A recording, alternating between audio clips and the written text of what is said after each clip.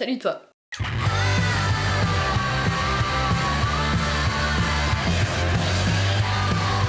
On se retrouve aujourd'hui dans un nouvel épisode du Shake Minute, ce petit format court où je ne te parle que d'un seul produit, comme ça tu peux trop bien t'y retrouver. Alors, j'en ai déjà parlé 2 fois sur ma chaîne, mais vous me l'avez réclamé dans le dernier Shake Minute. Aujourd'hui, on va tester, comme le titre l'indique, le fond de teint Gressa, que vous êtes très nombreuses à convoiter et en même temps à un petit peu repousser l'achat à cause du prix, et je le comprends parce que c'est très cher. Mais je vais vous faire une nouvelle démo aujourd'hui en direct et vous en parler un petit peu. Alors, qu'est-ce qu'il a de spécial ce fond de teint? Déjà, c'est une sorte de sérum. C'est un peu vendu sous forme de sérum puisqu'il contient pas mal d'huiles qui sont un petit peu traitantes. Donc je vais essayer de vous en parler tout en l'appliquant sur mon visage. Alors pour l'appliquer c'est hyper simple, moi j'utilise un pinceau de chez De Novo, mais vous pouvez utiliser n'importe quel pinceau plat, parce que la dernière fois vous me demandiez d'où il venait. Et j'utilise 3 gouttes du fond de teint, donc il faut bien penser à remuer avant de l'utiliser et ensuite à déposer 3 gouttes. Hop, hop. Et c'est y part. Alors moi je fais comme ça, j'en mets un coup là, un coup là, un coup là. D'ailleurs 3 gouttes c'est limite un peu trop. Moi en fait j'en mets 2 en semaine. Mais là je me suis dit que je voulais vous montrer quand même plus la couvrance. Alors pourquoi un sérum? Donc déjà il contient de l'huile de brocoli qui va plutôt protéger la peau et la nourrir. Ensuite il contient de l'extrait d'argousier qui va pas mal aider à cicatriser la peau, mais également à un petit peu apaiser les peaux sensibles et irritées. Il y a également de la prêle des champs qui est cool pour les peaux un petit peu acnéiques, qui a un effet un petit peu astringent. Là j'ai des petites rougeurs donc c'est cool, je peux quand même vous montrer la couvrance. Elles sont déjà quasiment parties par rapport au début de la vidéo. Mais ce qui est super cool aussi, c'est que vous pouvez voir en fait le fond de teint, depuis que j'en parle, je le porte tous les jours. J'ai pas la sensation d'être maquillée quand je le mets, donc c'est un peu traître. Et vous voyez, j'ai pas de boutons en ce moment, à part là j'ai quelques petites cicatrices encore qui sont en train de partir, mais ma peau se porte hyper bien en ce moment. Alors je dis pas que c'est le fond de teint qui fait que ma peau est belle, c'est aussi que je mange un petit peu mieux en ce moment, etc. Mais en tout cas, il m'a pas du tout causé de boutons, il m'a pas du tout bouché les pores de la peau. Ce que je kiffe avec ce fond de teint, c'est qu'il y a un côté assez lumineux, il va vraiment couvrir mais sans te plâtrer la gueule, et il va vraiment unifier le teint. Le deuxième truc que je kiffe avec ce fond de teint, c'est qu'il est hyper modulable, et si tu veux pas avoir un teint genre hyper couvert et tout ça, pas très naturel, bah du coup tu peux mettre une seule goutte, répartir partout sur ton visage, comme ça unifie super bien, il y a le côté lumineux quand même du fond de teint qui intervient, et derrière tu peux revenir juste avec un correcteur ou juste avec un petit peu du produit, comme ça sur les zones un peu plus masquées, donc ça c'est cool. Au quotidien je mets plutôt 2 gouttes en ce moment et je reviens après avec mon correcteur Inika. Alors la question qui est beaucoup revenue quand j'en ai parlé récemment sur mes vidéos, c'est s'il convenait pour les peaux déshydratées avec des petites peaux, s'il marquait les zones de sécheresse. Personnellement j'ai pas trop de zones de sécheresse, sauf ici sur les ailes du nez où j'ai un petit peu point noir, machin, zone de sécheresse. Et honnêtement donc là à l'application ça va, donc faut pas non plus avoir la peau complètement pleine de petites peaux, forcément ça marque un chouïa.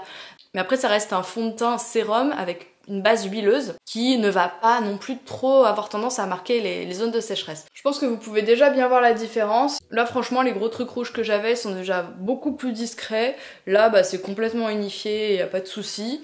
Je vais juste revenir un petit peu au doigt. En fin de journée, quand voilà, la peau commence à être un petit peu déshydratée, à être un petit peu agressée par la pollution, les agressions extérieures, etc. Tout ça, les trucs de pub. Donc là, effectivement, on commence à revoir un petit peu apparaître les zones de sécheresse. Mais c'est franchement très discret, vraiment minime. Je m'approcherai après, je vous ferai le gros plan dégueulasse pour que vous voyez voilà, les ailes du nez, les pores de la peau, comment ça se comporte sur ma peau. Je vais pas vous faire, je pense, fin de journée, parce que franchement c'est sensiblement pareil, c'est juste on voit un chouïa plus de peau. Je trouve pas qu'il migre trop parce qu'il n'y a pas une couche en fait énorme de fond de teint et ça reste couvrant. Donc il migre pas trop dans les commissures, etc., dans les plis. Moi souvent, comme là j'ai, parce que je souris trop souvent, tu vois, j'ai des sortes de rides, je suis trop heureuse dans la vie. Et non, en fait j'ai ces trucs là et souvent avec les poudres ou les fonds de teint, ça a tendance à un petit peu se placer comme ça dans ces ridules. Et je trouve pas qu'en fin de journée j'ai du fond de teint qui est migré dedans. Donc ça, pas de souci, je trouve qu'il tient très bien. J'ai pris l'habitude de l'appliquer au pinceau, mais tu peux l'appliquer au doigt, mais je sais pas pourquoi, je me suis vachement habituée et je trouve quand même que ça répartit un petit peu mieux le produit sur l'ensemble du visage. J'ai pas l'impression d'en perdre beaucoup dans mon pinceau. Le teint est beaucoup plus régulier, beaucoup mieux fait avec le pinceau, en tout cas avec ce produit là, sinon j'étais pas une grande adepte du fond de teint au pinceau en général. Gros point positif aussi, ce fond de teint est vegan. Le côté formulé à base d'huile peut faire peur, mais regardez, là j'ai pas la peau qui brille, c'est pas un fond de teint qui va avoir un rendu un peu huileux machin, il est pas gras. Je le trouve justement très bien parce que si vous prenez quelque chose de trop gras, là il va y avoir un côté un petit peu plus obstruant au niveau des pores de la peau et c'est pas ce qu'on veut quand on a une peau à problème. Les deux défauts que je lui trouverais, ce serait donc en premier on l'a déjà dit, son prix, ça coûte cher machin, mais en même temps, comme dirait Emmanuel Macron, 58 € pour utiliser 3 gouttes. Perso, moi le fond de teint que j'avais avant de passer au conventionnel c'était le NARS qui coûte plus de 40 balles.